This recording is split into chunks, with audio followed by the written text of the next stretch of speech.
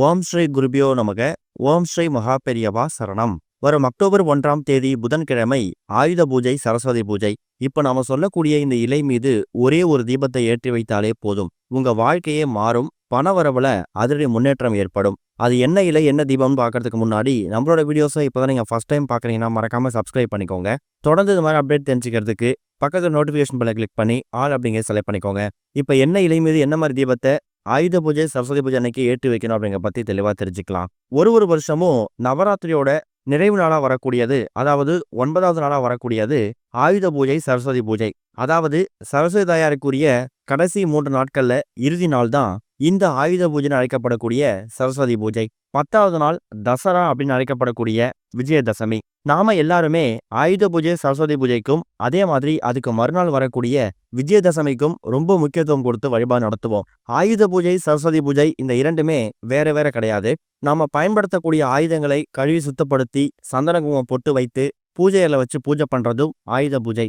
அதே மாதிரி ஞானத்தை, கல்வியை, அறிவை நமக்கு வாரி வழங்கக்கூடிய கலைவாணியாக இருக்கக்கூடிய சரஸ்வதி தேவியை வணங்குறதுக்கான நாளும் இந்த ஆயுத பூஜையாக இருக்கக்கூடிய சரஸ்வதி பூஜை தான். கண்டிப்பான முறையில உங்க வீட்டில் இருக்கக்கூடிய எல்லா விதமான பொருட்களையும், குறிப்பா பயன்படுத்தக்கூடிய ஆயுதங்களையும் கழுவி சுத்தப்படுத்தி சந்தன குங்குமம் பொட்டு வைத்து நீங்க தயார் செஞ்சு வச்சிருவீங்க.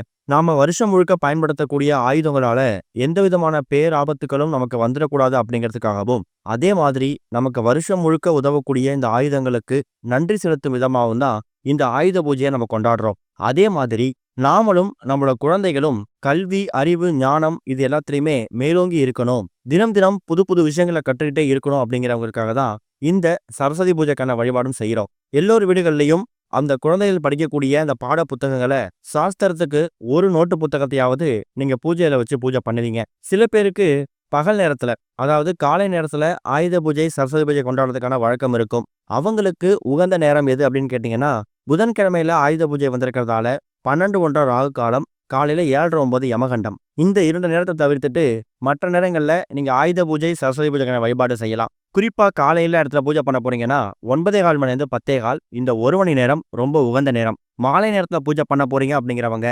தாராளமா மாலை 6 மணிக்கு மேல எல்லாமே ஆயுத பூஜை, சரஸ்வதி பூஜைக்கான பூஜையை நீங்க செய்யலாம். ஆயுத பூஜைக்கான பூஜைகள் பண்ணும்போது வீட்டில் கூட ஆயுதங்களை வச்சிருப்பீங்க. அதே மாதிரி குழந்தையோட புத்தகங்களை வச்சிருப்பீங்கல்ல, அப்படி வைக்கக்கூடிய அந்த புத்தகங்களையும் ஆயுதங்களையும் சில பேர் ஆயுத பூஜை அன்றைக்கே எடுத்து அதை பயன்படுத்துவாங்க.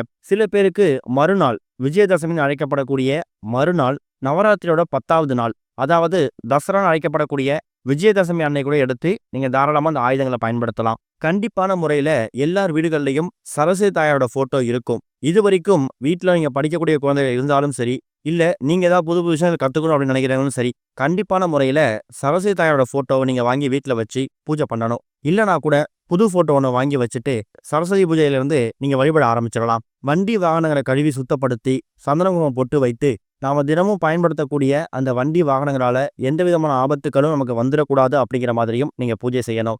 இதுதான் இந்த வருஷம் ஆயுத பூஜை, சரஸ்வதி பூஜையை ரொம்ப ரொம்ப எளிமையா வழிபடுறதுக்கான வழிபாட்டு முறை. இது போக எந்த ஒரு விரத நாள், விசேஷ நாள் வந்திருந்தாலும் அன்றைய தினம் நாம செய்யக்கூடிய வழிபாட்டு முறைகளாக இருக்கட்டும், பரிகாரங்களா இருக்கட்டும், அதுக்கு கிடைக்கக்கூடிய பலன்கள் மற்ற நாட்களை விட பெருசு. அதுலயும் எந்த இறை வழிபாடு பண்றதா இருந்தாலும் தீபம் ஏற்றி வழிபடுறது விசேஷம். சாதாரணமாக கடவுள்கிட்ட கோரிக்கை முன்வைக்கிறத விட ஒரு தீபத்தை ஏற்றி வச்சுட்டு கோரிக்கை முன்வைக்கும் போது முழுமையா வழிபட்ட திருப்தி உங்களுக்கு கிடைக்கும். அதுக்கு இந்த சரஸ்வதி பூஜையும் விதிவிலக்கு இல்லை அப்படிங்கிறத நீங்க தெரிஞ்சுக்கணும். அப்படி நீங்க ஏற்றக்கூடிய தீபத்துக்கு நீங்க பயன்படுத்தக்கூடியது இந்த ஒரே ஒரு இலை தான். இந்த ஒரு இலையை மட்டும் நீங்க தீபம் ஏற்றி பண்ணக்கூடாது. எப்பொழுதும் போல சரஸ்வதி பூஜை, ஆயுத பூஜைக்கு என்ன மாதிரி தீபங்கள் ஏற்றி வழிபாடு நடத்துவீங்களோ, வீடு முழுக்க தூப தீபம் காமிச்சு என்ன மாதிரி வழிபாடு செய்வீங்களோ அதை நீங்க எப்பவும் போல பண்ணிடணும். இப்ப இந்த இலை மீது ஏற்றக்கூடிய தீபம் இந்த ஒரு பரிகாரத்துக்காக நீங்க ஏற்றக்கூடிய, பிரத்யேகமாக ஏற்றக்கூடிய தீபம். அதை நீங்க போட்டு குழப்பிக்க கூடாது. சரி, முதல்ல அந்த இலை என்ன இலை அப்படின்னு தெரிஞ்சுக்கணும். எல்லார் வீடு பக்கத்துலயும் ரொம்ப எளிதா சுலபமா கிடைக்கக்கூடிய இலை தான் எருக்க இலை. எந்த எருக்க இலையா இருந்தாலும் பரவாயில்லை. கூடுதலா வெள்ளரிக்க இலை கிடைச்சதுன்னா அது விசேஷம். இல்லாதவங்க என்ன எருக்க இலை இருக்கோ அதை பயன்படுத்திக்கலாம். பொதுவா இந்த எருக்க இலை அப்படிங்கிறது விநாயகர் வழிபாட்டுக்கு ரொம்ப முக்கியத்துவம் வாய்ந்த ஒரு பொருள். விநாயகர் சதுர்த்திக்கு விநாயகருக்கு எருக்கம்பூ மாலை சமர்ப்பித்து பார்த்திருப்போம். அதே மாதிரி அந்த எருக்கஞ்செடியோட அந்த வெள்ளெருக்கஞ்செடியோட வேறு கட்டையிலிருந்து வெள்ளெருக்கம் பிள்ளையார் செஞ்சு கடைகளை விற்பாங்க. அது வீட்டில் இருக்கக்கூடிய நெகட்டிவிட்டியை சுத்தமா அடியோடு எடுத்துடும். இந்த இடத்துல விநாயகருக்குரிய இந்த ஒரு எருக்க இலையை எடுத்திருக்கோம் அப்படிங்கிற கேள்வி நிறைய பேருக்கு வரும். இந்த வருஷம் ஆயுத பூஜைன்னு அழைக்கப்படக்கூடிய சரஸ்வதி பூஜைன்னு அழைக்கப்படக்கூடிய இந்த ஒரு நாள் நமக்கு புதன்கிழமையில வந்திருக்கு. பொன் கிடைச்சாலும் புதன் கிடைக்காதுன்னு சொல்லுவாங்க. புதன் பகவான் புத்திகாரகன் அழைக்கப்படக்கூடியவர். புதன் பகவானை வணங்கும் போது நம்ம விநாயகரையும் சேர்த்து வணங்கணும். இப்படி பல தெய்வங்களோட அருள ஒரு நாள்ல பெறுவதற்கான அற்புதமான ஒரு நாளா இந்த வருஷம் நமக்கு ஆயுத பூஜை வந்திருக்குது.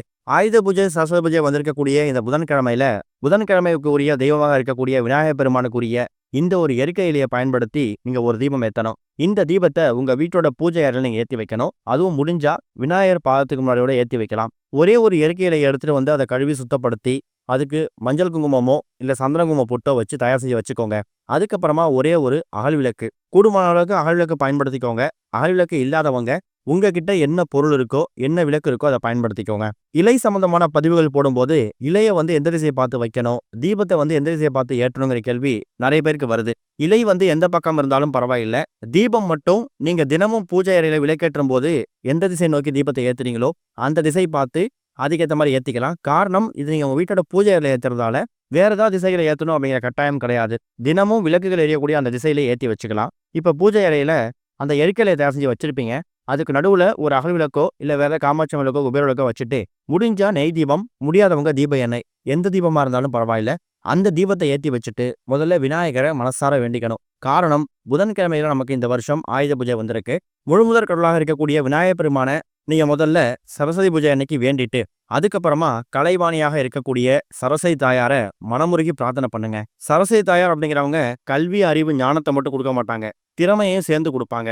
வேலை பார்க்கக்கூடிய இடத்துல திறமை நல்லா இருந்தா மட்டும்தான் மற்றவரோட நாம சிறப்பா வேலை செஞ்சு முன்னேற முடியும். உத்தியோக உயர்வு, ஊதிய உயர்வு இது எல்லாமே நமக்கு சாதாரணமா கிடைச்சிடாது. வேலை பார்க்கக்கூடிய இடத்துல நம்ம திறம்பட செயல்பட்டா மட்டும்தான் இது நமக்கு கிடைக்கும். உங்களோட கணவரோ இல்ல உங்களோட மனைவியோ இல்ல உங்களோட மகனோ மகளோ நல்ல வேலைக்கு போகணும், இல்ல பார்க்கக்கூடிய வேலையில நல்ல முன்னேற்றம் கிடைச்சி உத்தியோக உயர்வு, ஊதிய உயர்வு இதெல்லாம் கிடைக்கணும், ராஜயோக செல்வ செழிப்பு ஏற்படணும், இது மாதிரி எந்த ஒரு கோரிக்கையா இருந்தாலும் எருக்கை இலை மீது விநாயகர் பெருமானுக்குரிய புதன்கிழமையெல்லாம் தீபத்தை ஏற்றி வச்சுட்டு முதல்ல விநாயகர் பெருமான மனசார பிரார்த்தனை பண்ணிட்டு அதுக்கப்புறமா சரஸ்வதி தேவியை நீங்க வணங்கணும். மற்ற விளக்கு எல்லாம் எவ்வளவு நேரம் எரியுதோ அவ்வளோ நேரம் இந்த விளக்கு எரிஞ்சாலே போதும். அதுக்கப்புறமா இந்த விளக்கை குளிர வச்சுட்டு அந்த அகல் விளக்கு எடுத்து அப்புறப்படுத்திடுங்க. அந்த எருக்கை இலையை பத்திரப்படுத்தி வைக்கணுங்கிற கட்டாயம் கிடையாது. மறுநாள் விஜயதசமி அன்னைக்கோ அல்ல அதுக்கு மறுநாளோ கூட இந்த எருக்கை இலையை காய்ந்து போன பூக்கள்லாம் இருக்கும்போது தண்ணியில விடுவீங்கல்ல, அப்ப இந்த எருக்கை இலையும் சேர்த்து தண்ணியில விட்டுறலாம். பார்க்கறதுக்கு ரொம்ப எளிமையான தீபம் மாதிரி தெரியும். ஆனா இந்த தீபம் மூலியமா கிடைக்கக்கூடிய பலன்கள் ரொம்ப பெருசு.